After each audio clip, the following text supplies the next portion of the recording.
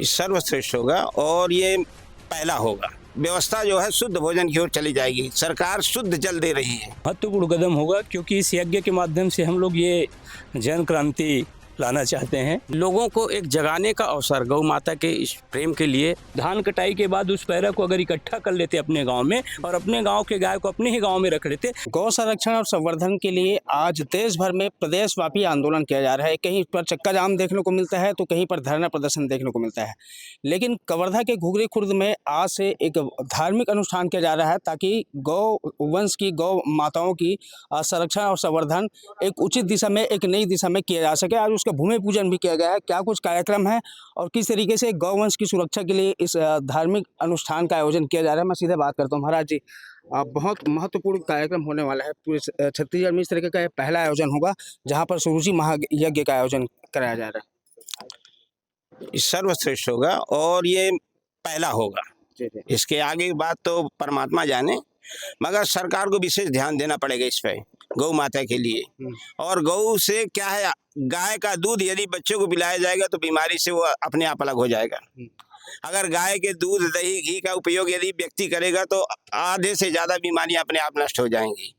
और अपनी व्यवस्था जो है शुद्ध भोजन की ओर चली जाएगी। सरकार शुद्ध जल दे रही है मगर भोजन की व्यवस्था गड़बड़ा रही है, जिससे लोग बागों को परेशानियां ज्यादा हो रही हैं। हॉस्पिटल भरे रहते हैं गांव-गांव में, झोला छाप डॉक्टरों की कमी नहीं है, इफरात इलाज करवा रहे हैं। तो गाय के लिए तो सरकार को मैं बार बार निवेदन करूंगा कि गाय की सुरक्षा के लिए अगर वो कदम उठाए तो धान खरीदते हैं, हर किसान के पास गाय होना अनिवार्य कर दे, तब धान खरीदे, जिससे कि उसका गोबर खेत में जाए और ऑटोमेटिक जैविक खेती के लोग अग्रसर हों। गौरकापा मंदिर के महंत जी हैं, कितनी महत्वपूर्ण बात उन्होंने कही है कि सरकार को ये अनिवार्य कर देना चाहिए कि हर घर परिवार में एक गौ माता होना अनिवार्य हो। संयोजक भी है मेरे साथ, मैं उनसे बात करता हूँ। किस तरीके का आयोजन होगा? ये बहुत भव्य आयोजन होगा और ये जो गौ माता के लिए जो सुरभि यज्ञ है, तो इससे एक चीज़ स्पष्ट हो सकता है कि लोगों को एक जगाने का अवसर गौ माता के इस प्रेम के लिए, गौ माता के सेवा के लिए, क्योंकि ये अति आवश्यक है पूरे भारत में, ऐसा मैं महसूस करता हूँ। क्या आपको लगता है एक तरफ जहां हम देखते हैं कि सड़क पर चक्का जाम किए जाते हैं गौ माता के संरक्षण संवर्धन के लिए, आंदोलन किया जाता है, तो ये जो महायज्ञ होने वाला है उससे क्या मैसेज जाएगा? फिर निश्चित रूप से अच्छा मैसेज जाएगा और लोग बस इसके लिए चक्का जाम नहीं करते, गौ सेवा गौ माता भी चक्का जाम करती है, ऐसा मैं महसूस करता हूँ। निश्चित रूप से संदेश जाएगा पूरी भारत में और गौ के प्रति लोगों की जो है इसने जगेगा और लोग अपने घर में गाय रखना जरूरी समझेंगे। कौन कौन से साधु संत प्रमुख रूप से इसमें शामिल होने वाले हैं?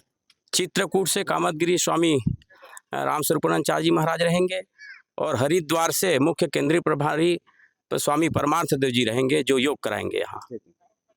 कुछ और भी धर्म प्रेमी है, मैं उनसे बात करता हूँ। सुरुचि महायज्ञ पूरे छत्तीसगढ़ में पहली बार होगा, इस तरह की बातें चल रही है, तो क्या इस महायज्ञ जो होने वाला है सुरुचि महायज्ञ वो गौ संरक्षण की दिशा में एक महत्वपूर्ण कदम होगा? जी, ये एक महत्वपूर्ण कदम होगा क्योंकि इस यज्ञ के माध्यम से हम लोग ये जन क्रांति लाना चाहते हैं कि इसके द्वारा जो गांव में जितने भी लोग हैं, हमारे किसान भाई हैं, आज देखने को मिलता है कि आप गांव में जाओ तो रात्रि में सब लोग एक जगह इकट्ठा होकर के गाय की रखवाली करते रहते हैं कि खेत में ना पहुंच जाए। लेकिन मैं कहता हूं क्या गाय के पास अगर मुंह होती तो कहती कि जो हमारे चारागाह जो मैदान है उसको आपने, जो गोचर भूमि है उसको आपने घेर लिया है। अगर हमारे पास भी व्यक्तियों के जैसा मुंह होता तो हम लोग हाई कोर्ट में केस लगाती।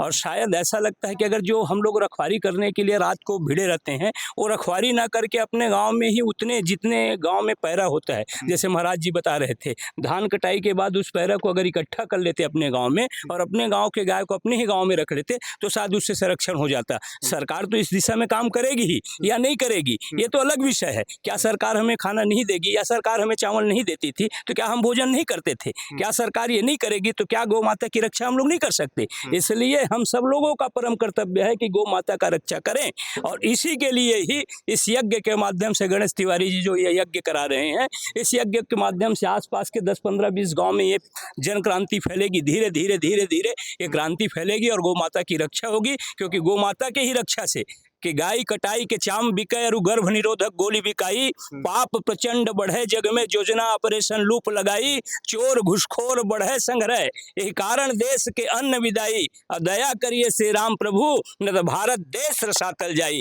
अगर हमारे देश की गौ माता सुरक्षित नहीं रहेगी तो इस देश को विनाश होने में समय नहीं लगेगा। इसलिए गौ माता की सुरक्षित के लिए ये यज्ञ किया जा रहा है। जिस प्रकार से साधुओं संत की रक्षा के लिए, समाज की रक्षा के लिए यज्ञ की जाती थी, इसलिए ये पहला सुरभि यज्ञ होगा। पहला सुरभि यज्ञ कवर्धा के घुघरी खुर्द गांव में जिस तरीके से आज भूमि पूजन कर दिया गया है, शुरुआत हो चुका है, एक कदम बढ़ा दिया गया है। देखना होगा कि जिस तरीके से नवंबर में कार्यक्रम आयोजन होगा, बड़े बड़े साधु संत जब इस कार्यक्रम में शामिल होंगे, किस तरीके की समाज में और सरकार को मैसेज देगी और क्या गौवंश को लेकर के सरकार और समाज किस दिशा में अपना कदम आगे बढ़ाएगी। कैमरामैन श्रवण के साथ सूर्य प्रकाश चंद्रवंशी, IBC 24 कवर्धा।